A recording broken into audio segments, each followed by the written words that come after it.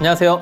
광주 미이TV입니다. 난임병원에 다니면서 또는 검사를 한 후에 적극적으로 시도를 해야 할 것 같습니다 라든지 시험관하기 시술이 나올 듯해요, 이런 권유를 받게 될 때가 있을 겁니다. 어떤 분들은 이미 각오를 하셨겠지만 어떤 분들은 청천벽력 같은 소리일 수도 있습니다. 그래서 오늘은 시험관하기 시술 권유를 받고 할지 말지 결정할 때 도움이 될 수 있는 그런 단서들에 대해서 이야기를 해보고자 합니다. 뭐니 해도 초음파를 봤는데 난소 찾기 어려울 때일 것입니다. 작아서 잘 보이지 않고 난소 안에 들어있는 씨앗, 즉 동난포의 개수가 거의 없을 때 난임 의사들의 걱정이 커집니다. 키위를 예로 들자면 키위를 썰었을 때 씨앗이 이렇게 쭉 배열돼 있잖아요. 그런데 그 씨앗이 서너 개만 있다고 생각하면 이건 영 이상한 거죠. 개수가 적으면 적을수록 난소 기능에 문제가 있는 거니까 걱정하게 되는 게 당연합니다. 그런데 이 초음파를 보신 분의 나이가 33세 젊은 분이라면 더더군다나 걱정하게 됩니다. 조기 폐경 같은 무서운 상황도 머리에 떠오르죠. 그러면 처음 만났음에도 불구하고 불쑥 시험관하기 하세요 같은 소리가 의사들한테서 나오게 되는 것입니다. 또 초음파 이야기인데요. 초음파를 봤더니 자궁이 수박만큼 커져 있는 자궁 근종, 성근증 등의 병이 발견될 때입니다. 너무 커서 모든 장기를 밀어버려서 난소가 어디 있는지 알 수가 없고 나팔관 조영술을 해도 진단이 어려울 때도 있습니다. 아, 착상이 어렵겠구나, 뭔가 서둘러야 되는 상황이군, 이렇게 난임 의사들의 조급증이 생기게 되는 게 자궁의 병적인 상태입니다. 그리고 빼놓을 수 없는 질병으로 난소에 생기는 자궁내막종이라는 게 있습니다. 자궁내막증은 자궁내막 조직이 다른 장기, 대부분은 난소에 파고들어서 끈적거리는 핏물이 들어있는 낭종을 만들고 이게 커지면 점차 난소의 배란 기능이 상실되는 무서운 병입니다. 초음파를 봤는데 6cm 이상 커져 있는 내막종이 발견되면, 게다가 이게 양쪽에 있으면 의사들은 헐, 이렇게 되는 겁니다. 나팔관 기능, 난소 기능이 모두 저하되고 최근에는 정자나 비하를 죽이는 자가면역 항체도 활성화된다는 말이 있어서 자궁내막증으로 난소에 물혹이 생기는 자궁내막종이 있을 경우도 적극 시도 요망이라고 생각하는 그런 상황인 거죠.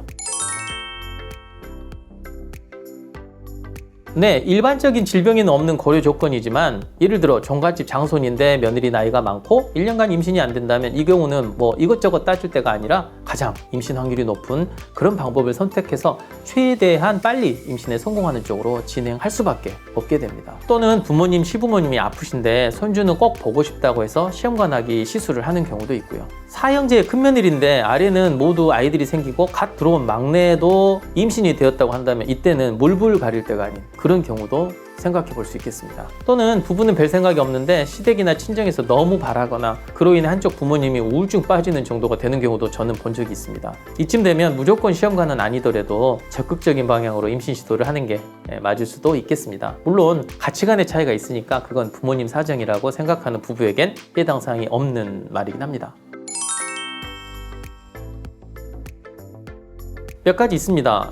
심한 당뇨로 인해서 역행성 사정이 일어나 정자가 소변에서 발견되는 분들은 인공수정도 물론 가능하긴 하지만 다른 제반 사항, 즉 결혼기간, 다른 난임의 원인, 병행 여부 등에 의해서 시험관하기 시술 쪽으로 하는 게 나은 경우도 있습니다. 발기부전이나 무정자증, 심한 약, 희소, 기형정자증 등으로 인공수정의 대상조차 되지 않는 경우는 당연히 시험관하기 시술을 하는 게 맞겠죠. 지금 나오고 있는 표를 보면 임신율이 전반적으로 20%를 넘지 못하고 30대 중반을 넘어서면 10% 정도, 즉 10번 시도하면 한 번 임신되는 상황으로 넘어가게 됩니다. 그런데 제가 아까 말씀드린 대로 나이가 30대 후반이 되면 하루하루가 아까운 시간이 됩니다. 난소 기능은 점점 나빠지고 임신의 기회도 따라서 낮아지게 됩니다. 그래서 나이가 다소 있고 결혼한 지 어느 정도 지났고 조바심도 난다면 인공수정보다는 시험관하기 시술을 고민해 보는 것이 현명할 수도 있겠습니다.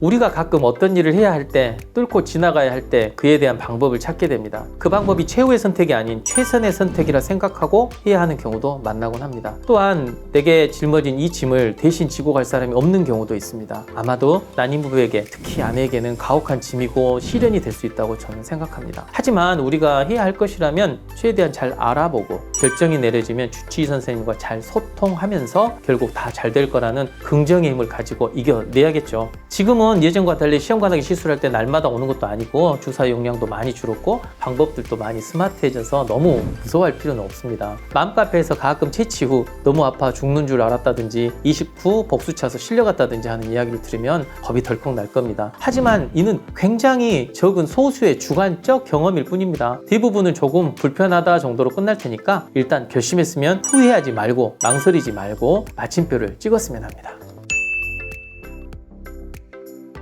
진부한 표현이지만 동투기전이 가장 어둡다고 합니다. 아기를 기다리는 이 영상을 보는 모든 분들에게 환하게 웃으며 아가와 눈을 맞추는 그 순간이 반드시 찾아올 것을 믿습니다. 오늘은 여기서 마치고 다음 시간에 다시 뵙도록 하겠습니다. 감사합니다.